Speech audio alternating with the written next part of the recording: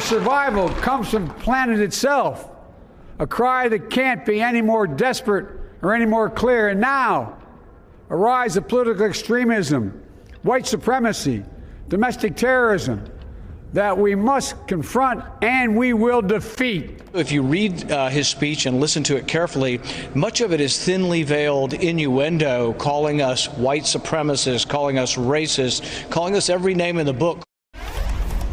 You're really starting to hear things, Rand. Could it be a sign of a guilty conscience that Rand Paul and other Republicans apparently seeing a new White House rebuilding a moral foundation, calling for decency, condemning white supremacists, that they saw those as personal attacks? Meanwhile, Senate Democrats are working to purge parts of their chamber, particularly two members they say don't come close to the standard Biden is trying to set, questioning the role they played in the deadly Capitol insurrection earlier this month. 7 Democrats have filed an ethics complaint against Senators Josh Hawley and Ted Cruz, calling for an investigation to fully understand their role in that day's events. They write, quote, "The actions of which we know demand an investigation and a determination whether disciplinary action is warranted. Until then, a cloud of uncertainty will hang over them and over this body."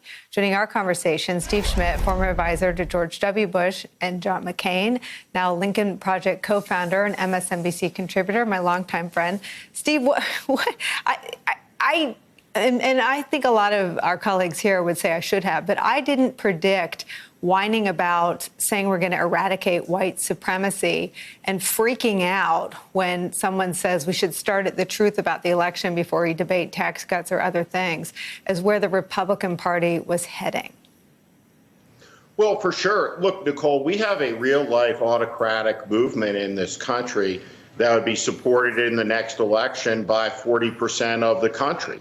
And at the end of the day, it's important to recognize the dimensions of President Biden's victory. He got more votes than any candidate in American history. That electorate, the American electorate, repudiated Donald Trump by some 7 million votes, and we turned away, at least in the executive office, from Trumpism. And so when you look at the elements that sustain Donald Trump, you have a propaganda element.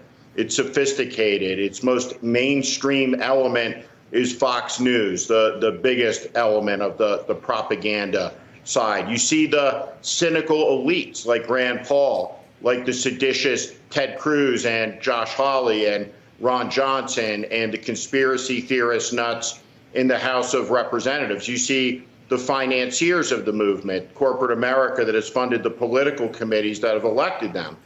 But on the 6th, what happened is 147 members of Congress, after an insurrection where an amalgam of fascist Proud Boys, white nationalists, white supremacists, neo-Nazis, conspiracy theorists, thugs, political extremists, stormed, occupied the Capitol of the United States. The Capitol of the United States fell to them. During the attack, the American flag was ripped down, and the MAGA flag was hoisted in its place. The American flag was used to beat a Capitol police officer, to bludgeon him. These cynical members are in a coalition that has mainstreamed the participation of the fascists and the white supremacists. Without question, they are part of that coalition. They wore their red hats and they assaulted the Capitol of the United States. So I don't know, a psychiatrist might say what Rand Paul is expressing there is a consciousness of guilt. But by any measure, those 147 members after the insurrection came back inside and they voted, all of them white.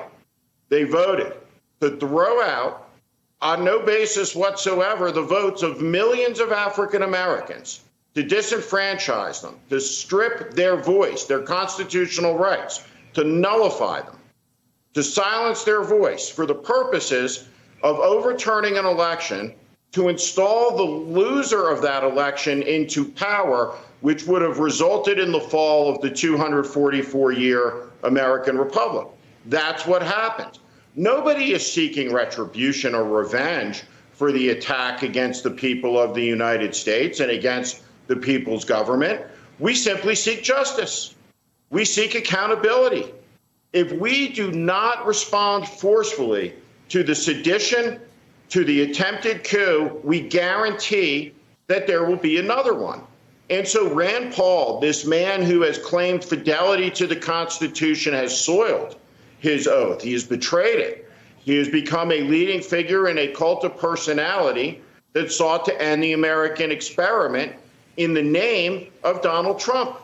And maybe that's why he feels guilty, but whether he feels guilty or not, he's profoundly unfit to serve in the United States Senate, and his conduct is abhorrent. Hey, thanks for watching our YouTube channel. You should know that you can follow today's top stories and breaking news and catch up on your favorite MSNBC shows all in one place. Download the NBC News app today.